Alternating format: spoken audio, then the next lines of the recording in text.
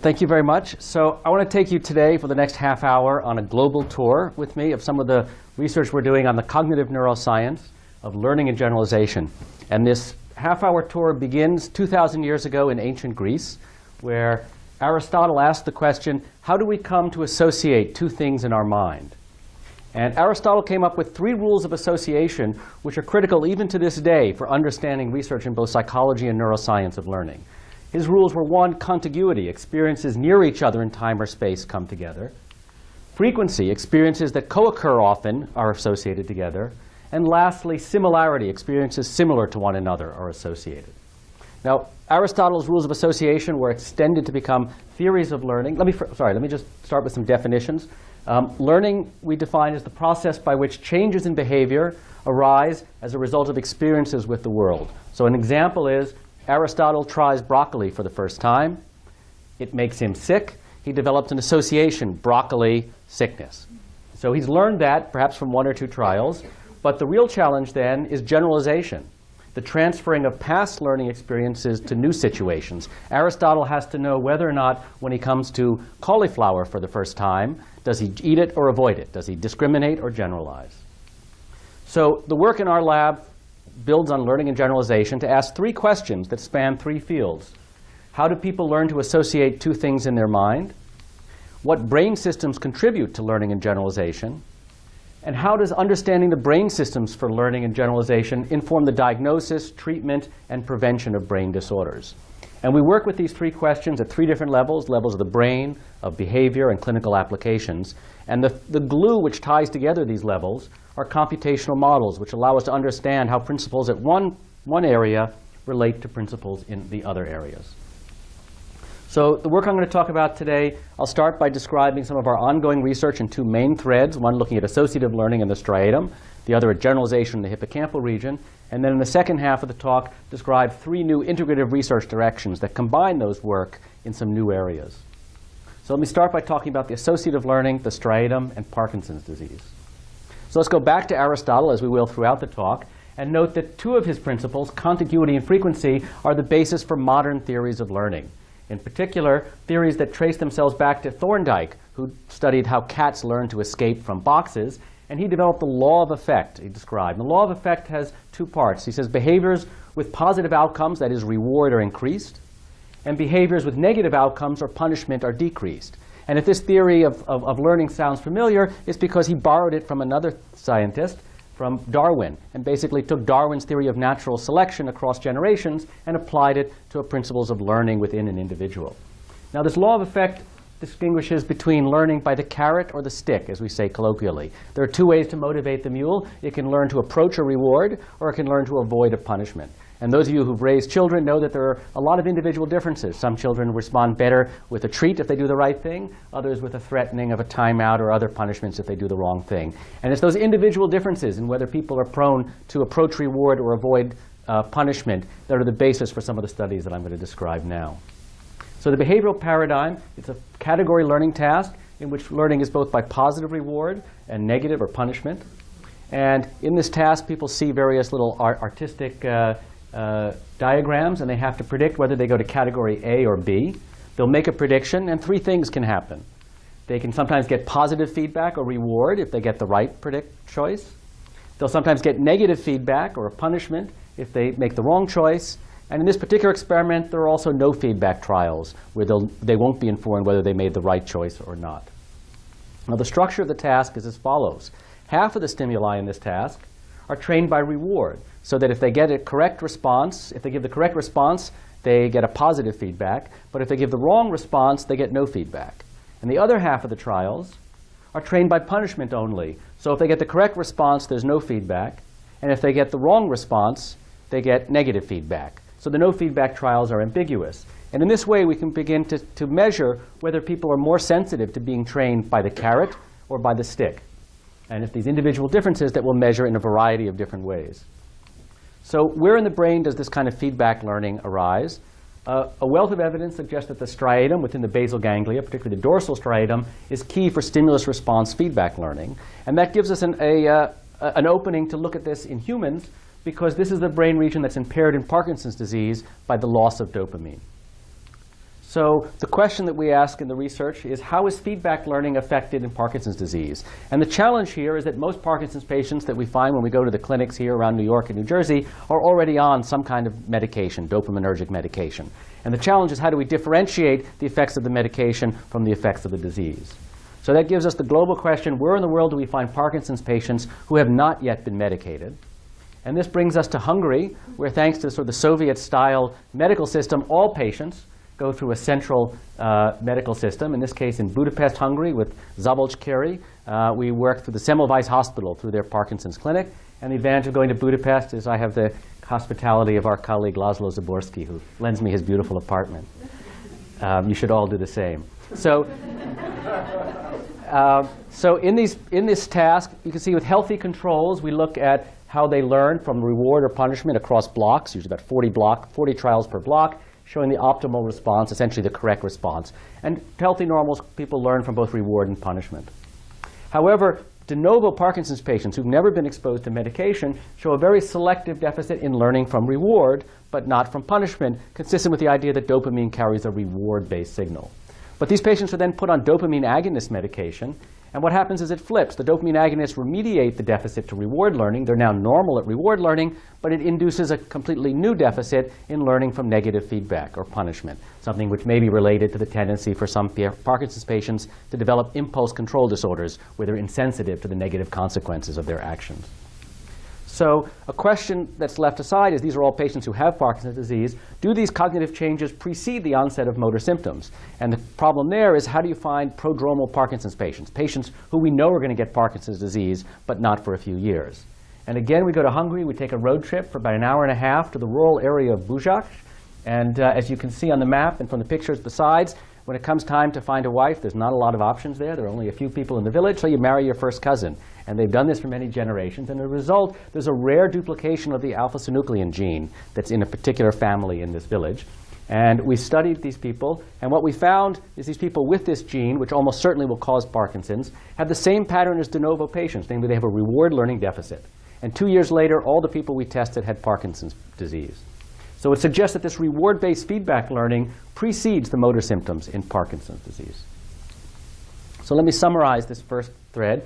De novo patients, PD patients, and prodromal patients have a selective reward learning deficit, but not with punishment learning. Recently medicated patients on dopamine agonists have a remediation of the reward learning deficit, but an induced deficit in negative feedback. And the striatum and dopamine are key for learning feedback, particularly positive or rewarding feedback. Some of the current directions that I don't have time to talk about are, one, we're looking at functional brain imaging correlates in a project at North Shore, Long Island, where we're part of a P50 Udall Center grant. We're working on looking at the brain imaging correlates of these changes in cognition with medication. In other studies in New York and at Robert Wood Johnson, looking at the links between the cognitive and psychiatric aspects of Parkinson's disease, particularly depression and impulse control disorders, which are common in Parkinson's.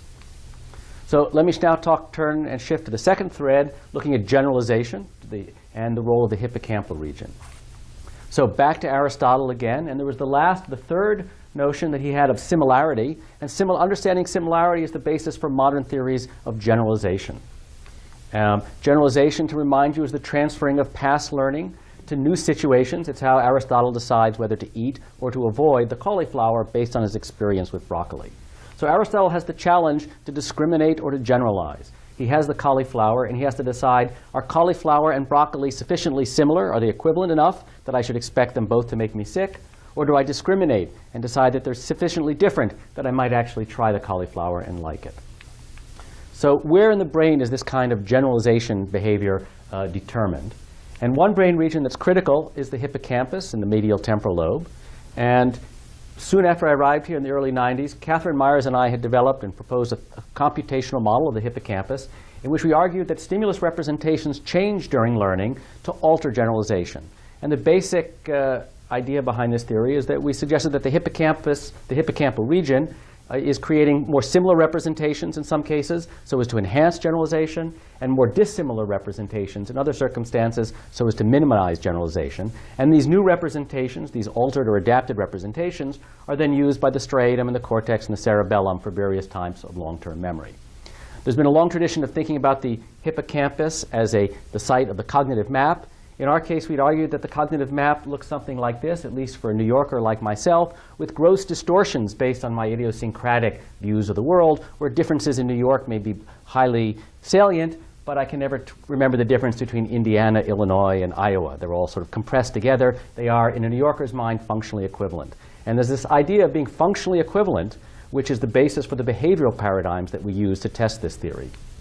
So the paradigm is called acquired equivalence, and is one that comes from the animal literature. In the animal literature, acquired equivalence has been shown to depend on the hippocampal region. And it involves training an animal that two stimuli that look nothing alike initially acquire a functional equivalence so that they are treated the same by the animal by exposure. So let me show how we apply this animal paradigm to humans. So take the example, consider two people who look nothing alike, okay? They're of different stature, they have different charming foreign accents, and they definitely go to a different barber. No reason to expect any similarity. And yet, over the last few months, as we've gone on this recruiting of new faculty, we keep going back to May's Restaurant and Robert Treat Hotel. And the first time we went, they had a special. It was either blue fish or green fish. And I noticed that Bart and Denis both chose the blue fish. And this was interesting, because we came back to May's again and again. And when we came back to May's the next night, then they had red fish and yellow fish as the options. And Denis ordered the red fish, but Bart had stepped out, and I had to order for him. And in a leap of faith, I formed an equivalence class on food preference between them, and I suggested that Bart would like the red fish, and indeed, when he came back, he was delighted by my choice. So how can we test that this really depends on the hippocampal region? What brains have hippocampal damage? Well, one source of hippocampal damage is in people who are at the very earliest stages of Alzheimer's disease.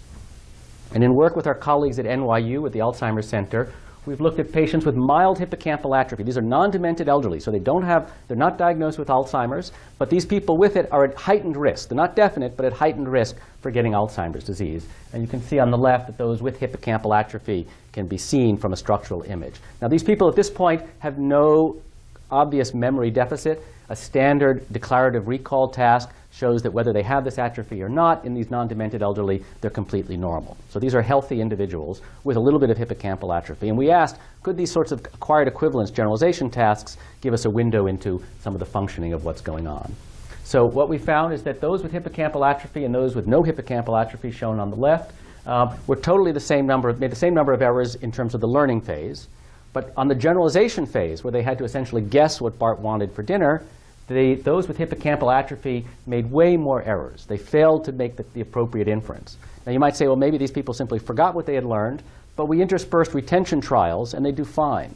So the idea is these people with very mild hippocampal atrophy, not enough to cause memory deficits, are fine at learning, they're fine at retention, but they're impaired at using their learning to make a leap of faith, to show an acquired equivalence for the stimuli that have had a functional similarity in terms of their outcomes. So once again, we asked, now how can we identify prodromal cognitive deficits in people who are at risk for Alzheimer's? Another way of going even further back. And for this, we ask, where do we find prodromal patients, people who are at heightened risk for Alzheimer's? And this takes us down to South America, to Antioquia, Colombia, where there's a small rural village where the people come primarily from the Basque region of Spain. And one of their ancestors had a particular genetic defect that causes a very high penetrance of Alzheimer's, the familial form of Alzheimer's disease that would often develop in their 40s or 50s. So with these people, in collaboration with John Ringman and with my postdoc, Jesse Simon, we compare young, healthy, asymptomatic mutation carriers, so perfectly healthy young people, and their non-mutation carrying kin who are also healthy. And what we find is that the gene carriers are normal at learning, but impaired at generalization, just like those with hippocampal atrophy, while the non-mutation kin are normal at both. So even without a gene test, we can do pretty well at determining who in these families carry the gene or don't. So let me summarize. The hippocampal region modulates generalization by changing representations during learning to increase or decrease similarity. That was our computational model. Non-demented elderly with hippocampal atrophy are normal at learning. And generalization deficits are apparent even in healthy gene carriers of rare familial Alzheimer's. So some of the current directions in Alzheimer's that we're sort of building on this include looking at gene behavior links in the familial Alzheimer's disease patients, looking at cognitive assessments in rodent models of these tasks. These tasks came from the animal world. We can go back and use them in the context of drug discovery for Alzheimer's. and looking at some of the cognitive correlates of some of the new brain imaging biomarkers for Alzheimer's disease to relate these brain imaging biomarkers in healthy individuals to some of these kinds of memory deficits. So that brings to the end of the first part of the talk, these two main threads. And now I want to show how these two threads, the hippocampal generalization and the striatal learning, come together in three new directions that I want to tell you just a little bit about each. So the first is mood and anxiety disorders, studies of major depressive disorder and post-traumatic stress disorder. So the questions, since striatal and hippocampal dysfunction has been implicated in major depressive disorder, also known as clinical depression, we can ask, how is feedback learning and generalization affected in major depressive disorder? And how do antidepressant medications alter these cognitive functions? So analogous to the kinds of questions we asked about Parkinson's disease. So where in the world do we find depressed patients who have not yet been medicated? Certainly not in this region, where just about anybody who's not smiling is put on Prozac by their doctor.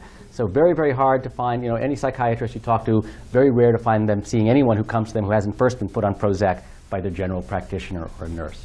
Well, one place we can find it is in the West Bank and the Palestinian territories. There's about 2 to 3 times the rate of depression as the US. About 36% of the population suffers from depression, which means there are over 1 million Palestinians in this region who are diagnosable as clinically depressed. But in this region, there's great degree of underdiagnosis and undertreatment, and large numbers of these patients have never been treated. So this gives us an opportunity both to have a lot of patients who are depressed and particularly who've never been medicated before with antidepressants. Our work in the West Bank is in collaboration with Al-Quds University Medical School, which is in a suburb of Jerusalem, just inside the West Bank. And this project began in 2005 when I was visiting the university, and I met with Adel Misk, seen there on the left, who's one of the leading neurologists in the West Bank. And he told me of his dream to want to build up neuroscience in the West Bank, where there was essentially no neuroscience research at all. And I told him if he could find three students who would work with us, we could try to get a project going, a pilot study. And initially, these are all the students he found, none. None of the students, the medical students are very busy, and the students are very skeptical, and they really thought it was sort of a crazy and silly idea and a waste of their time. But finally, 3 years later, he was able to find 3 students who were naive and gullible enough to actually devote time for no pay and no obvious outcome. And these are those 3 students. You can see them. One of the guys, the second from the left, you may recognize. It was a young 23-year-old medical student named Mohammad Herzela. And he soon took control of the whole project locally and organized everybody and pretty much became the engine of the entire process there. And by 2010, we had a much larger lab. By 2013, the lab has continued to grow. And where in 2005, we couldn't even find 3 students who would be willing to do it. But now there are 3 students who are in line for every position in this lab. And that's really due to Mohammed's leadership and organization and his rigor in recruiting and selecting people. Working on this project has had many benefits for me, scientific and otherwise, but really the biggest benefit has been getting to know some of these students, and I'd like you to meet some of them. Oh, wait, we don't have the, where's the sound? Okay. So I'd like you to meet some of these students, see if this works. 10 students. We were selected from 27 student candidates. So I was the lucky one because I ranked number 10. Ever since I was little, I wanted to discover something new, and my name will be remembered after discovering it. That's like my, you could say, holy grail or something like that. Something I want. I entered the medical school because I believe the most noble thing you can do is to relieve patients' suffering. But when you understand how really the disease happens and the aspects that it affects, you're not treating an individual, but this way you can help the whole society. So with Al-Quds, we have a memorandum of understanding between our institution and theirs for a collaboration that sends faculty and students back and forth in both directions. And with a grant from the NIMH, from their brain disorders in the developing world, we have the resources to begin to answer those questions that I started off with. And the way it works is these students go out to clinics all around the West Bank, many of them sort of small local clinics in the cities of Jenin and Nablus and Ramallah, and test the patients, work in the clinics, test the patients. And so far there are 2 papers on major depressive disorder, one on learning from negative feedbacks in patients, and the other on how depression affects learning and SSRIs affect generalization. A brief summary of the results is that in learning we find that depression impairs the striatal components of these tasks, but that SSRIs improve it. They remediate that deficit. In contrast, in the generalization tasks, we find that there's no effect of generalization in those who are de novo depressed, but once they're put on SSRIs, it creates a new impairment. So just like the dopamine agonists create new impairments in cognition in Parkinson's, SSRIs seem to create specific generalization impairments. For those of you who'd like to know more about this study, I invite you to come back here, same room, at 10 o'clock on Monday, when Mohammad will be proposing his thesis and describing this work in more detail. So some of the current directions are looking at some of the cognitive and genetic markers to identify at the de novo state who will and will not respond to SSRIs, very clinically relevant because only about half people do, and to understand the time course of these changes. Some of our future directions are looking at the cognitive side effects of SSRIs and how they compare to other treatments, looking at the effects of SSRIs in healthy non-depressed individuals, and looking at some functional brain imaging correlates of the cognitive changes due to SSRIs, some projects that are in collaboration with Catherine Harmer at Oxford. Let me talk about the other aspect of mood and anxiety disorders, post-traumatic stress disorder. And a traditional view of PTSD is to think of it primarily as an anxiety disorder, one of which is focused on the frontal lobes and the amygdala. But growing evidence suggests that one can also view PTSD, post-traumatic stress disorder, as a learning disorder, and consistent with the idea that hippocampal involvement has been implicated in PTSD. And what role might the hippocampus be playing in PTSD? And we've suggested from our computational models of the hippocampus and from rodent work that one can think of the hippocampal role in PTSD the following way. We know we don't need the hippocampus for tone shock learning. The rat can learn it even without the hippocampus. But you do need a hippocampus for context-mediated learning. A rat needs a hippocampus if it's going to learn to distinguish that the tone in the black box means it's being shocked, but the tone in the green box means it's safe.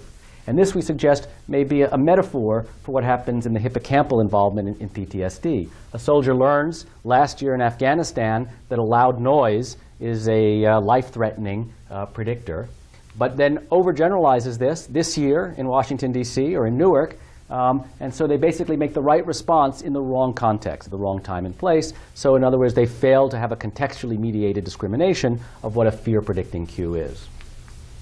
Where in the world do we find lots of people with PTSD? Well, not so far away from the previous study in Israel, where we've been collaborating in past years with the Jerusalem police, and in particular with some of the units that are at most high risk, the Victims ID unit, the ones who go in and identify body parts, and the bomb squad, the folks shown on the right with their bomb robot, and working with them and testing them.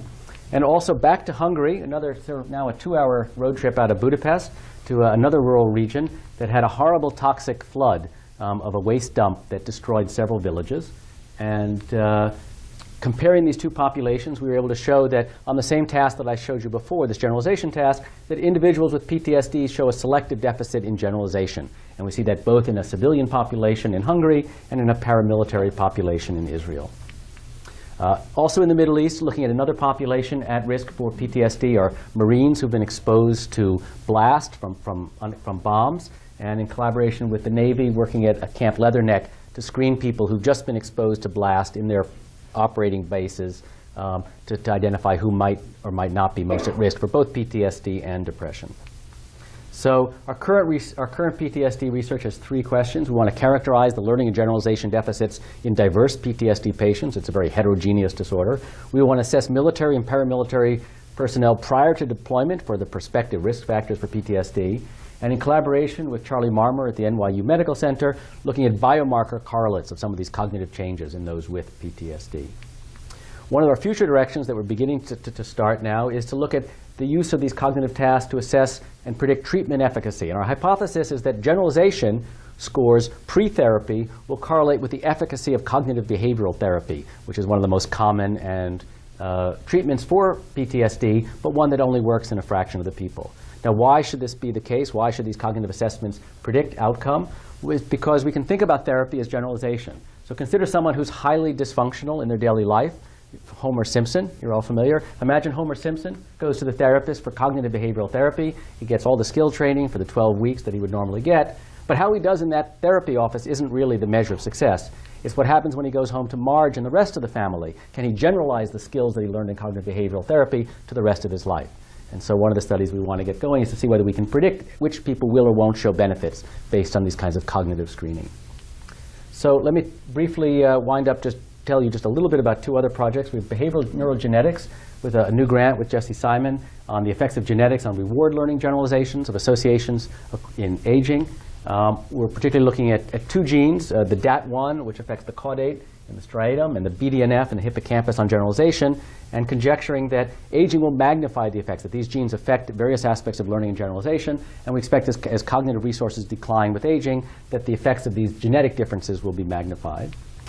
In the Palestinian territories, we're also looking at genetics, particularly looking at dopamine and serotonin genes, both looking at variability in healthy individuals, as well as the effects of as well as a predictor of the cognitive effects of medications in both Parkinson's and depression.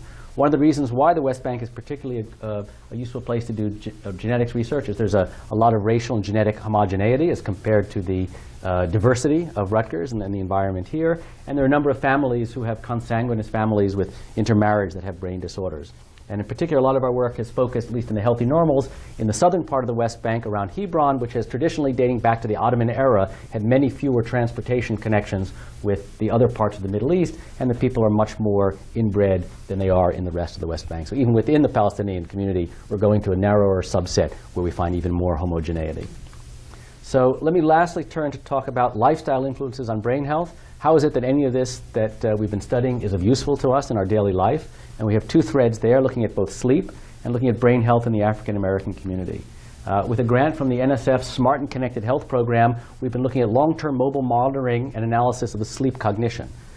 In particular, looking at multi-day studies where people are in their own home, and looking at the effects of REM and non-REM stages on different aspects of both learning and generalization. And what makes this project unique is that it's using some of the newer technologies, the mobile wireless at-home methods. So traditional sleep research is done in a hospital or in a medical lab with a standard polysomnography where people have to come in, and it's a very unnatural setting to try to get a night's sleep.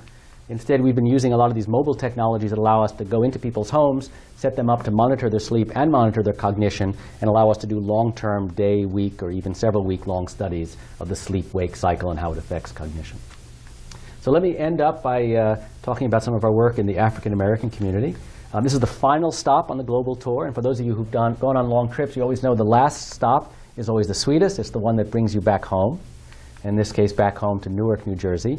And let me just give you a brief overview of this project. It's the African American Brain Health Initiative. It's a partnership both within the campus between us and the Office of University and Community Relations, and between the university as a whole and the outside community. And it's motivated by the fact that African Americans have twice the risk for Alzheimer's disease and memory loss due to a variety of lifestyle, diet, and behavioral problems. Our project leverages some of the strengths here at the Neuroscience Center to ask how can we take some of what we do and contribute to the local community in which we are embedded. And we integrate really sort of three of our missions of the university: the community engagement, research, and education, all coming together and working in partnership. I've shown on the right there some of the partners, a dozen or so of the partners, churches, senior centers, city and state organizations that we work with here. And we've been doing this for about 8 years, and up until now it's always been a community engagement. It's been a community education, an outreach program. But these trust that we've built up over the last 8 years gives us a basis for connections in the community to begin to develop new research programs that look at pathways to healthy aging in the African American community, and also to allow us to take students from the Newark schools who come to Rutgers, train them and send them back through a program we call the Newark Brain Health Scholars Program that allows Newark-raised students to go back into their community and be trained in biomedical research. So over the 8 years, we've had a variety of programs: brain and health programs for seniors, lunch and learns, dementia caregiver, brain and heart healthy soul food cooking, which is the photo in the middle. And all of this has laid the groundwork for our now to begin to come back to sort of the research agenda for the CMBN on a program that has two arms. The first arm is observational studies. I described before how we have these genetic projects that look at how these various genes affect learning and generalization across the lifespan. There's obviously, genetics doesn't determine everything. It's not entirely our destiny. And so we want to ask, particularly in the African American community, how do factors like obesity and cardiovascular fitness. And we have a collaboration with Brandon Alderman, a professor who's a professor from the Department of Exercise Science in New Brunswick, who works with us on integrating the physiological exercise physiology with cognition to understand these factors.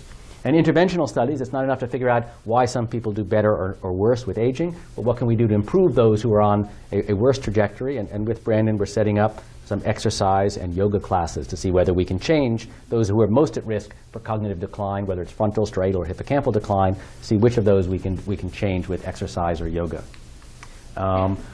One of the big barriers is the fact there's those people who've done any NIH grants or FDA know there's always a mandate for diversity in recruitment, and it's traditionally, whether it's for NIH grants or FDA drug trials, it's always a challenge to try to recruit African Americans to studies, because historically there's a lot of suspicion because of historical abuses like the Tuskegee syphilis study. So one of the things we have to do before we can do the research is go out into the community, explain the research, explain the safety measures, and explain why it's important for people to participate.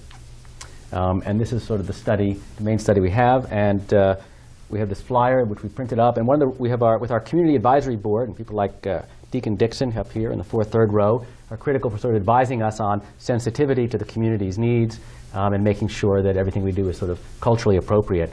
And this flyer, which we had printed up several thousand, we distributed them. On Tuesday, we had one of our big community events.